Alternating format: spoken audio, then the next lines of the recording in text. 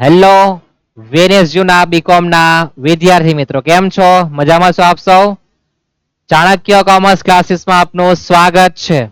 BCom sem 2 માં આપણે એકાઉન્ટની ચર્ચા કરી છે, બરાબર? જેમાં આપણે ભાડા ખરીદના દાખલાઓ જોતા છે, જેમાં નેક્સ્ટ દાખલા તરફ આપણે આગળ વધીએ.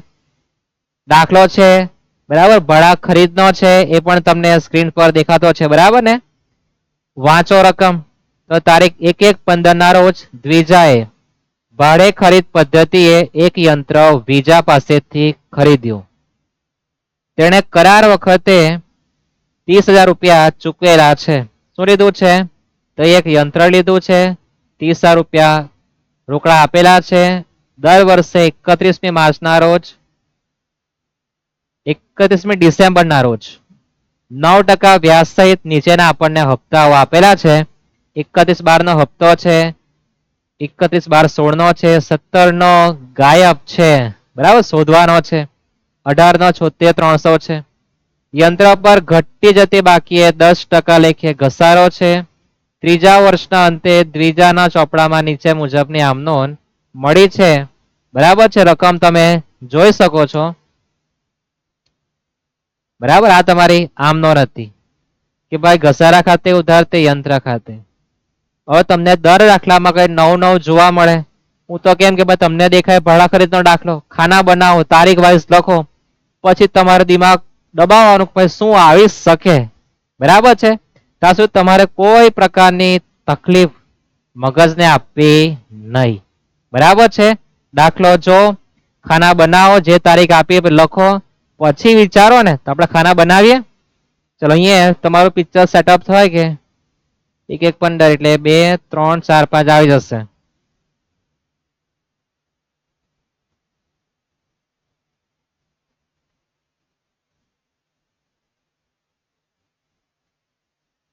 રોકડ કિંમતની ગણતરી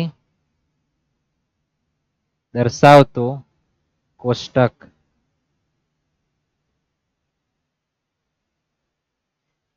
આ તમારું તારીખનું ખાનું, રોકડ કિંમત, હપ્તો, વ્યાજ, મિલકત પેટે,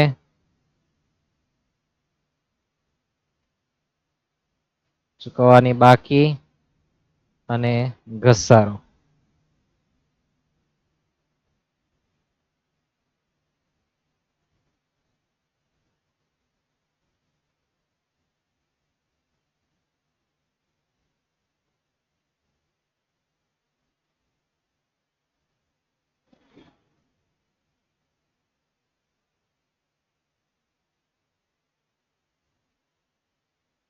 કોષ્ટક કાઢી નાખીએ, બરાબર. લીટી દોરતી હાથથી, કારણ કે બહુ ખતરનાક લીટી જતી છે મારી હો ને તમારી હો.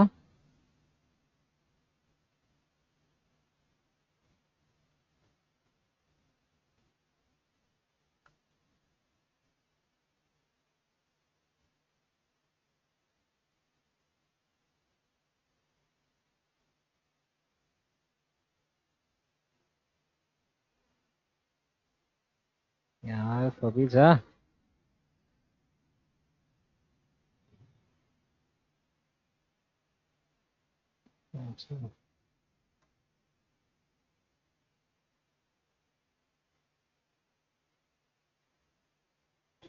તમારા 7 ખાના તૈયાર છે મારી પર, બરાબર. સમય લાગ્યો 1 મિનિટ થઈ ગઈ, બરાબર ને? ખાના પડતા હોય ખતરનાક છે ખાના પડવાનો. તારીખ, રોકડ કિંમત, હપ્તો, વ્યાજ, મિલકત પેટે, ચૂકવવાનો બાકી અને ઘસારો છે. પછી તમારા હપ્તા છે 1/1/15 ના, 1 2 3 4 ને 5 5 દોરવાની છે આપણે. 1/1/15, 31/12/15, 31/12/16, 17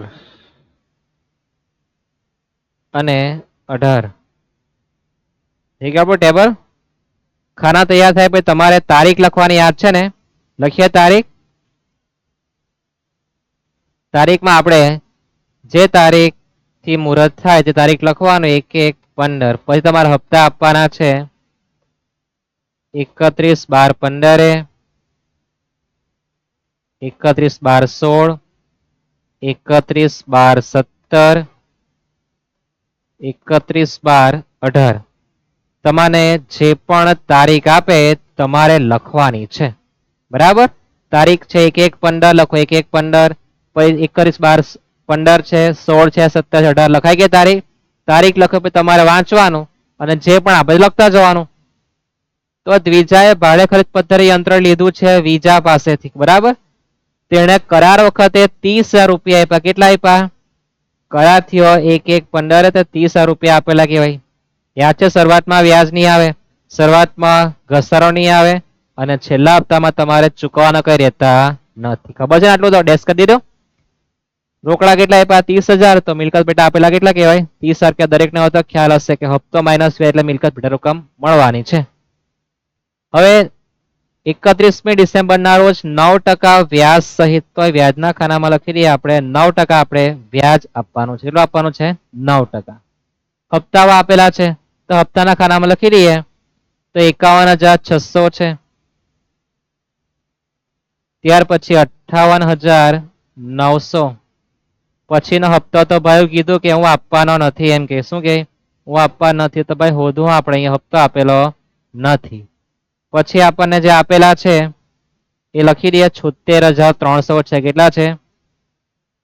76,300. જે કીધું તે આપણે લખતા જવાનું. વિચારવાનો હજુ વાર છે. બાજુ વાંચો. બાજુ યંત્ર પર ઘટતી જતી બાકી કીધું છે ને, તો ઘટતી જતી બાકી 10% ઘસારો ગણેલો છે. ત્રીજા વર્ષના આપણને ઘસારા આપેલો છે. તો ત્રીજા વર્ષનો ઘસારો એટલે કે 31/12/15 તમારો પહેલા વર્ષનો ઘસારો આવે, અહીં બીજા વર્ષનો, ત્રીજા વર્ષનો એટલે 31/12/17 લાઈનમાં તમારે જે ઘસારો આપેલો છે એ લખવાનો 21,875. સમજાય મારી ભાષા? તમને ત્રીજા વર્ષનો ઘસારો આપેલો છે તો પહેલું વર્ષ 21/12/15, બીજું 21/12/16, ત્રીજું 17માં લખવાનું કેટલા? 21,875. આટલું તમને આપેલું છે. હવે તમારે મગજને થોડી તકલીફ આપવાની કે ભાઈ કાથી મેં શુભ મુહૂર્ત કરા. તો યાદ રાખજો, જે દાખલામાં તમને ઘસારો આપ્યો હોય અને ઘસારાના ટકા આપ્યા હોય તો તમને સીધી રોકડ કિંમત મળે. આ નોટમાં જરાક લખી મૂકવું. બરાબર? શું યાદ રાખવાનું? ઘસારા આપ્યો હોય તો ઘસારા પછી સીધી રોકડ કિંમત મળે. કેવી રીતના મળે? તો તમારો પ્રથમ વર્ષનો ઘસારો 10. કેટલો? 10. 10% છે, 10 ના 10% કરો. બરાબર છે? એવું નહીં થાય. તમે તમારો રોકડ કિંમત 100 સમજો, એના 10% ઘસારો ગણો તો 10 આવે. કેટલો આવે ઘસારો? 10 આવે. સમજાય આટલું? એમ જ કે લખવાનું નથી. 10 કેવી રીતના આવ્યા? તો આપણે રોકડ કિંમત ધારો કે 100 હોય, તેના પર 10% ઘસારો ગણો કેટલો આવે? 10. હવે ઘટતી જતી બાકી છે, તમારે શું કરવાનું? 10 ઓછા 10% કરવાના. પહેલા વર્ષે 10 હોય તો બીજા વર્ષે 10 ઓછા 10% કરવાના. તો તમારો બીજા વર્ષે ઘસારો કેટલો આવે? 9 આવે. ત્રીજા વર્ષનો ઘસારો જોઈએ તો તમારી પર જે જવાબ આવેલા છે ઉપર 9 ઓછા 10% કરો તો ત્રીજા વર્ષે તમારો ઘસારો કેટલો આવે? 8.1 આવવાનો છે. કેટલો આવવાનો છે? 8.1. ટૂંકા દાખલામાં આપણે જોઈ જ ગયા છે. બરાબર? પ્રથમ વર્ષે ઘસારો 10, બીજા વર્ષે 9, ત્રીજા વર્ષે 8.1 થવાનો છે. કેટલો થાય? 8.1. યાદ રહેશે આટલું? પહેલા વર્ષે ઘસારો લખવાનો કેટલો? 10, બીજામાં 9. કેવી રીતના 9? 10 ઓછા 10%. ત્રીજામાં ઉપરનો જવાબ -10% તો જવાનું. ધારો કે 15% ત્યારે પહેલામાં 15 લખતે, પછી 15 ઓછા 15%. જવાબ જે આવે તેમાંથી 15% ઓછા કરતે. હવે સીધું ગણાય. કેવું સીધું ગણાય? તો આપણે શું કરીએ? અહીંયા જે રકમ હોય એના પર ઘસારો ગણીએ તો ગુણ્યા કરીને લખીએ. તો આપણે શું કરવાનું? ભાગ્યા કરવાનું. શું કરવાનું? ભાગ્યા. કેવી રીતના મળે?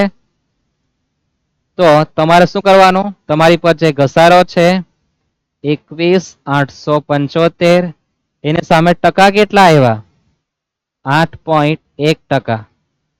તો જે આવે તમને શું મળી જવાની સીધી? તમારો રોકીભાઈ શું મળે? રોકડ કિંમત બરાબર.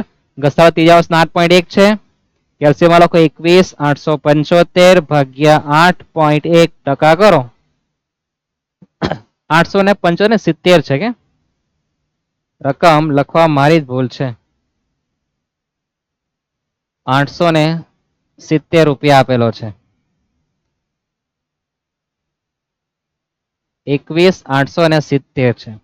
21,870 ભાગ્યા 8.1% કરો તો તમારી રોકડ કિંમત થવાની કેટલી છે? 2,70,000. કેટલી થશે? 270. તો રોકડ કિંમત તમને મળી ગઈ 2,70,000. કેટલું સિમ્પલ છે તમે જોઈ શકો. ઘસારો જો આપ્યો હોય તો સીધું ગણાય બરાબર.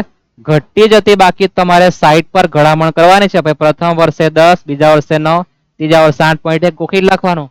બીજા વર્ષના આપ્યા હતા ભાગ્યા કેટલા કરતે 9, ત્રીજા વર્ષના એટલે ભાગ્યા કેટલા થાય 8.1. ઓકે, ઘસારો પછી રોકડ કિંમત આવી ગઈ. और સીધી ગણતરી થઈ ગઈ. જો આપણી રોકડ કિંમત 270 છે, જેમાંથી મિલકતના કેટલા આપી દીધા 30,000, તો બાકી રહેવાના કેટલા 2,40,000. કેટલા બાકી રહેશે 2,40,000. એ નીચે રોકડ કિંમતના ખાનામાં લખવાના 2,40,000. એના પર 9% વ્યાજ ગણવાનું.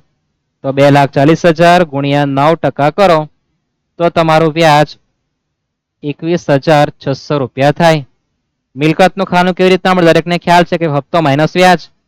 તો 51,600 માઇનસ 21,600 કરી દો કેટલા આવે 30,000. ચૂકવવાનું બાકી રીતના મળે તો રોકડ કિંમત માઇનસ મિલકતની રકમ 240 ઓછા 30,000. બાકી કેટલા રહેવાના 2,10,000. આપણે જોઈ ગયા છે શરૂઆતના પહેલા દાખલામાં લખેલું છે કે ભાઈ હપ્તો માઇનસ વ્યાજ એટલે મિલકત મળે. 51,600 ઓછા 21,600 30,000. ચૂકવવાનું બાકી રીતના મળે તો 240 માઇનસ મિલકતની રકમ 2 મળે. નીચે લખીએ 2,10,000. એના પર 9% વ્યાજ. તો 2,10,000 ગુણ્યા 9% કરો તો 18,900 વ્યાજ આવે. મિલકત જોઈએ તો 58,900 માઇનસ 18,900 કરો તો 40,000 રૂપિયા આવે. કેટલા આવે 40,000. 210 ઓછા 40,000 કરો તો રહેવાના કેટલા 170. 170 નીચે લઈ આવો. 170 પર તમે 9% વ્યાજ ગણો. 1,70,000 ગુણ્યા 9% કરો તો તમારે 15,300 રૂપિયા તમારે વ્યાજ આપવું પડે. હવે મિલકતનું ખાનું છે તો હપ્તો માઇનસ વ્યાજ કરવું પડે. હવે હપ્તો તો આપણને આપ્યો જ નથી તો વ્યાજ મારી શું વાત થવાનું બરાબર કઈ નહીં ને આગળ ગણાય તેવું નથી. તો તમારે ત્યારે શું કરવાનું તો તમને ગઈકાલે આપણે દાખલો જોયો જ છે બરાબર છે. એમાં કીધું હતું કે ભાઈ જો છેલ્લો હપ્તો આપ્યો હોય અને વ્યાજના ટકા હોય તો નીચેથી ઉપર આવવાનું. હપ્તા વ્યાજ સમાયેલો હોય ને બરાબર છે 76,300. શું કરવાનું છેલ્લો હપ્તો તમારે જે છે 76,300 ભાગ્યા 109% કરવાનું તો તમને રોકીભાઈ મળી જાય બરાબર.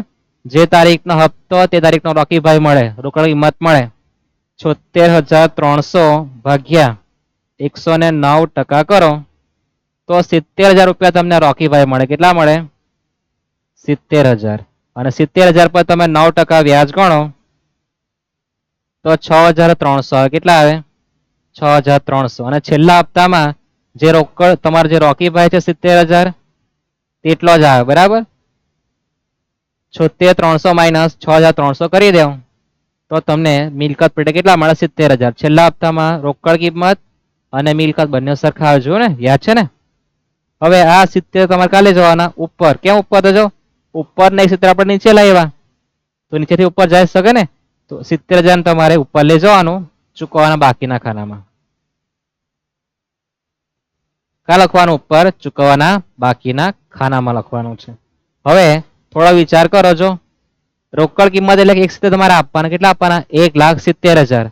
જેમાં તમે ચૂકવવાના બાકી રાખ્યા 70,000 તો તમે આપી કેટલા દીધા હોય ને 1,00,000 રૂપિયા. કોમન છે. આપણે જો ઉપર જો આ 210 જો આપેલા છે અને 170 આપેલા છે તો 40 કઈ રીતના મળે 210 ઓછા 170 કરો 40 મળી જાય ને તે રીતના જ 170 માઇનસ કેટલા કરી દેવાના 70,000 તો કેટલા આવે 1 લાખ. પછી સીધું જોઈ લેવાનું કે ભાઈ 170 માઇનસ 1 લાખ કરો 70,000 આવી ગયા. હવે હપ્તો કેવી રીતના મળે તો જો હપ્તો માઇનસ વ્યાજ તો આ રકમ મળે. તો 30,000 વત્તા 21,600 કરો તો 51,600 મળી જાય. તો પ્લસ કરી દેવાનું 1 લાખ વત્તા 15,300 કરો તો તમારો હપ્તો કેટલો આવે 1,15,000 રૂપિયા. કેટલા આવે 1,15,000. સમજાય છે આટલું? તમારો હપ્તો કેટલા આવી ગયો 1,15,300 આવે. કેટલા આવે 300 આવે. બરાબર મારી દઈએ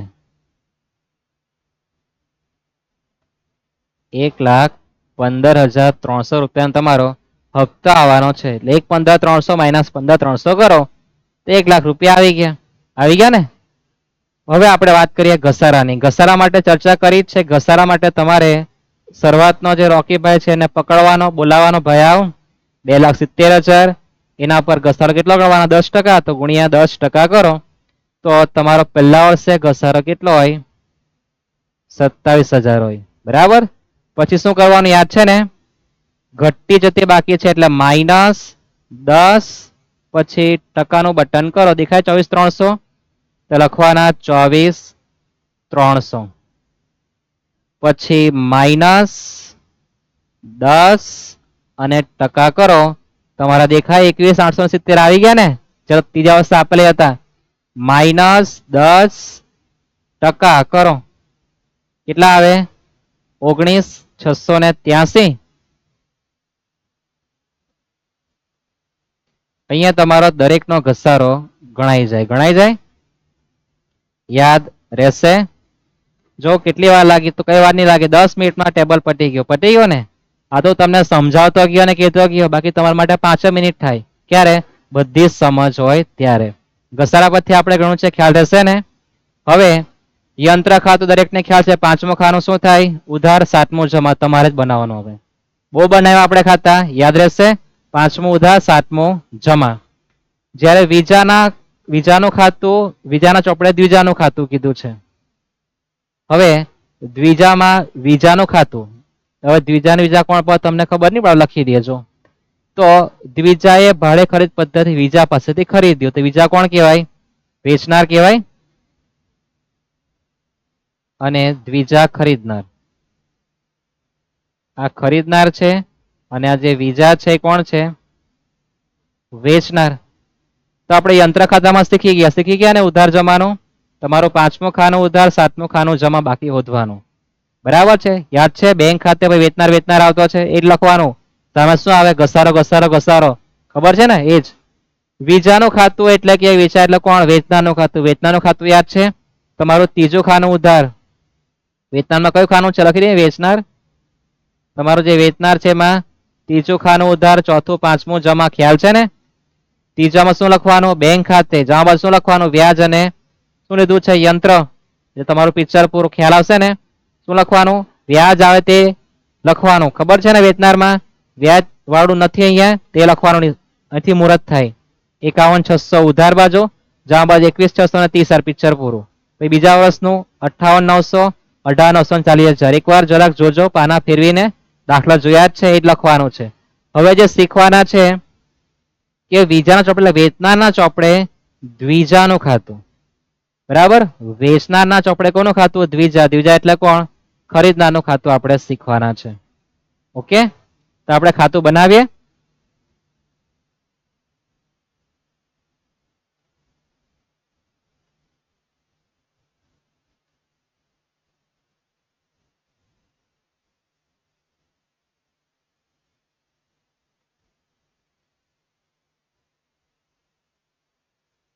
તારીખ, વિગત, નોપા, રકમ. તારીખ, વિગત, નોપા અને રકમ.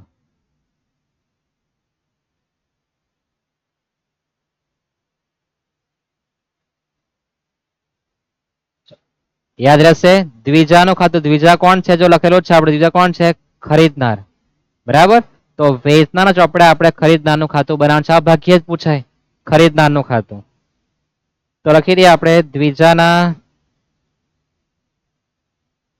વિજાના ચોપડે દ્વિજાનું ખાતું ને, લખી દઈએ વિજાના ચોપડે. શું કરીએ? લખી દઈએ વિજાના ચોપડે. બરાબર, તમને ખ્યાલ થઈ કે ભાઈ વિજાના ચોપડે તમે લખતા છે. કોના ચોપડે? વિજાના ચોપડે. કોનું ખાતું આવે? દ્વિજાનું ખાતું. દ્વિજા કોણ છે? પોતે ખરીદનાર. તો તમારે ખરીદનારનું ખાતું બનાવવાનું છે. હવે તારીખ,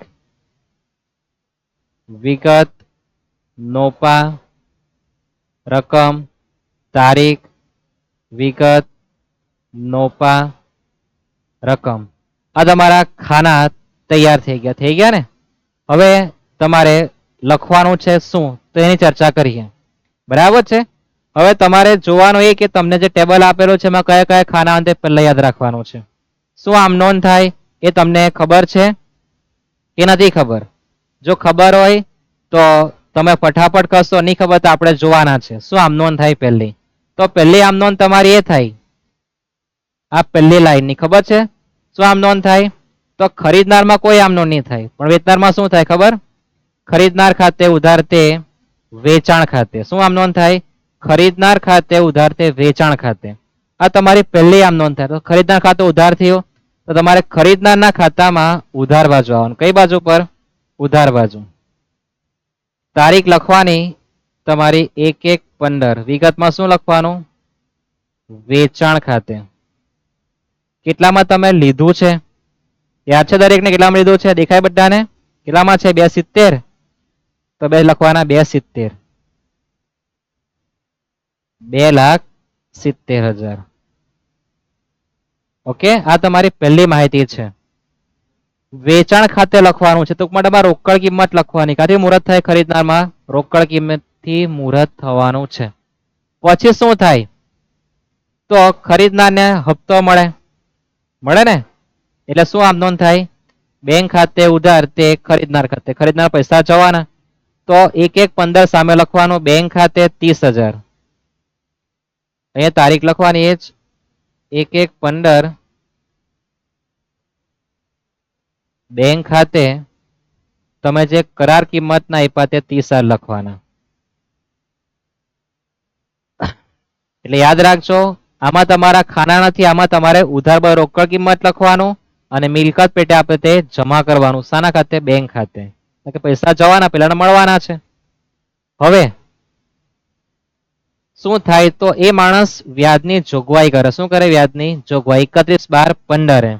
તો આપણે લખી દઈએ 31/12/15 કઈ બાજુ પર? ઉધાર બાજુ પર. 31/12/15 લખવાય એ ભાઈ કે વ્યાજ ખાતે વ્યાજ લેવાનું થાય. કેટલું તમે જોઈ શકો છો? 31/12 વ્યાજ કેટલો થયો? 21,600. તો લખી દઈએ આપણે 21,600. આટલા રૂપિયા વ્યાજ લેવાનું થયું. હવે થોડું થોડું સમજાવ તમને કહું. શું સમજાય? તો ઉધાર બાજુ પર શું લખવાનું? આપવાના રૂપિયા. પેલી બાજુ ચૂકવી આપે લખવાનું છે. હવે તારીખ તમારી એ જ લખવાની 31/12/15. કેટલા રૂપિયા આપે છો? તો 31/12 ખરીદનાર કેટલા આપી જવાનો? 51,600 નો હપ્તો આપે. તો લખવાનું જવાબ બેંક ખાતે. બેંક ખાતે 51,600.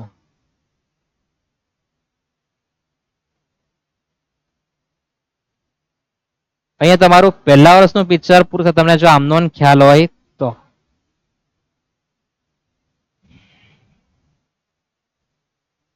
ખ્યાલ આવે?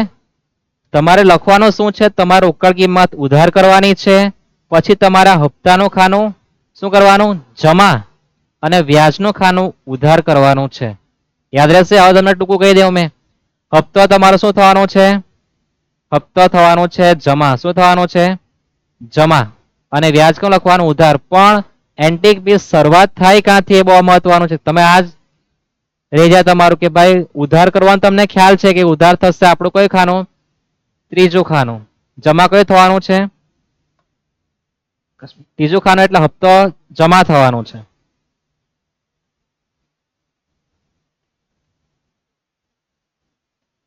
ત્રીજું ખાનું જમા અને તમારું જે બીજું ખાનું છે એ ઉધાર થવાનું, વ્યાજનું ખાનું ઉધાર. હવે તમારું વર્ષ પૂરું થઈ ગયું. સરવાળા કરીએ તો 2,91,600 તફાવત કરવાનો. 2,91,600 માં જે તફાવત આવે એ તમારે લખવાનું. બાકી આગળ લઈ ગયા 31,12,15. હવે કેટલા રૂપિયા આવે તો તમારે કશે ફાફા નહીં મારવાનું. તમે તમારી બાકીમાં જોઈ શકો તમારી બાકી કેટલી છે. જો તો બાકી છે કેટલી 1,70 કે 2,10. 2,10 કેટલી આવે 2,10. જો ગણી જોઈએ આપણે તો તમારી પર સરવાળો થયો 270 વત્તા 21,600 એમાંથી માઇનસ 30,000 માઇનસ 51,600 કરો 2,10 આવે. આ તમારી બાકી છે. એટલે આમાં તમારા જે ખાના છે તમે મોડે કરવા જશો તો અટવાઈ જશો. બરાબર છે. એટલે તમને શીખવાનું છે કે શું લખવાનું છે. એટલે આમનો ના આવડે તો વેલ એન્ડ ગુડ. હવે બાકી ખેંચવાની, તારીખ ઉપર જ જોવાની. 1/1/15 બાકી આગળ લાવ્યા. હવે જૂનું જ આવવાનું છે. હવે કઈ નવું આવવાનું. તમારે બાકી હાલ છે 2,10. તે બાકી લખી દઈએ આપણે 2,10,000. હવે 31/12/16 તમારું વ્યાજ જો કેટલા રૂપિયા આપેલું છે તો વ્યાજ છે કેટલું 18,900.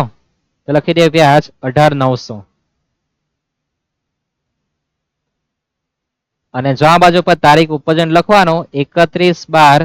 હવે 15 ની આ બરાબર. બધું 16 પર તમારું કામ થવાનું છે. બેંક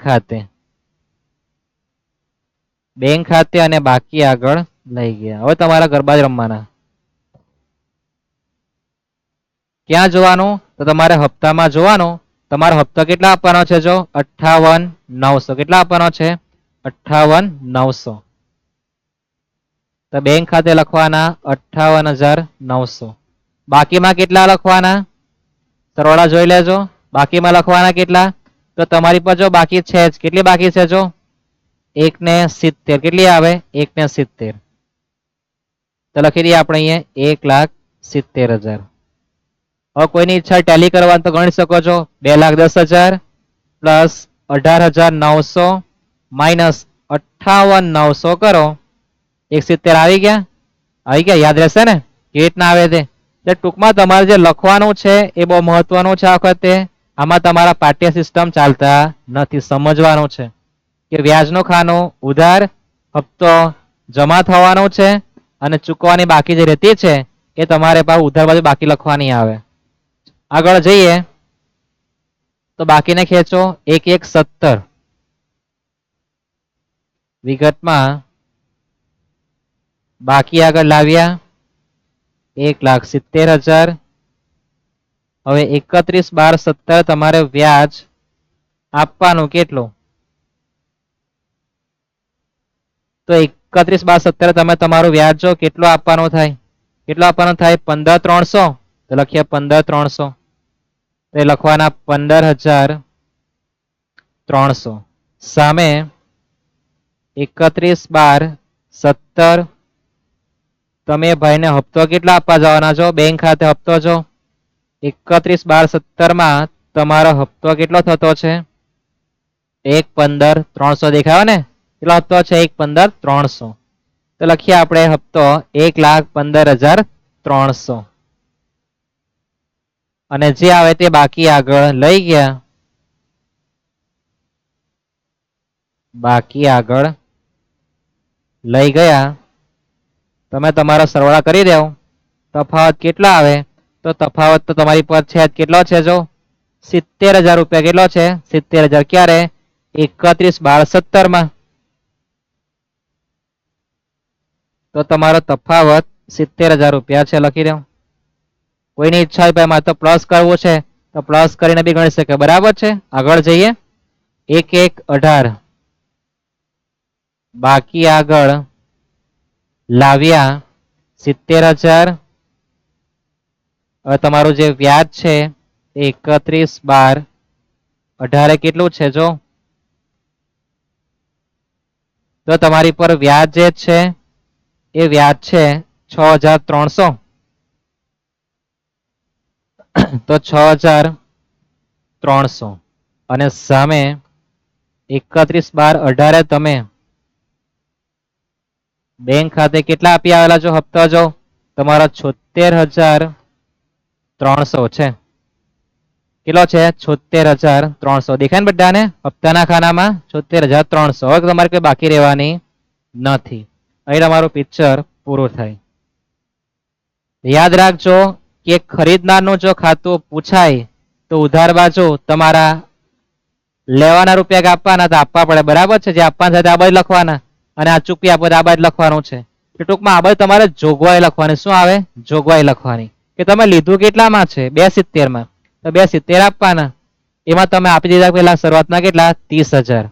પછી એને જોગવાઈ કરી વ્યાજની, આપો 21,600. તમે આપી કેટલા હપ્તા સહિત 51,600. એટલે તમારે જે આપવાના રૂપિયા થાય તે આ બાજુ, બરાબર. કેટલા આપવાના થયા વ્યાજના 21,600 આપી આવ્યા. એટલે આ બાજુ તમારે વ્યાજ લખવાનું છે અને રોકડ કિંમત. આ બાજુ તમારે બધા હપ્તા લખવાના છે અને છેલ્લે ડેશ થવું જોઈએ. સમજાશે આટલું? શું લખવાનું છે? તો આ રોકડ કિંમત પછી આ વ્યાજનું ખાનું આખું ઉધાર થવાનું છે. આયરું વ્યાજનું ખાનું, બરાબર. રોકડ કિંમત અને વ્યાજનું ખાનું ઉધાર અને બધા હપ્તા જમા થવાના છે. આ તમારું ખરીદનારનું ખાતું છે. એટલે ટૂંકમાં તમારે આ રોકડ કિંમતને મૂકી દેવાનું. તમારું આ ચોથું ખાનું ઉધાર બાજુ અને આ બીજું ખાનું ત્રીજું ખાનું તે તમારું જમા થવાનું છે. યાદ રહેશે? વેચાણ ખાતે લખવાનું, રોકડ કિંમત 270, બધું વ્યાજ લખવાનું છે અને આ બાજુ તમારે બેંક ખાતે લખતું જવાનું છે. બરાબર છે. તો અહીંયા દાખલો પૂરો થાય છે. ઓકે, ધન્યવાદ.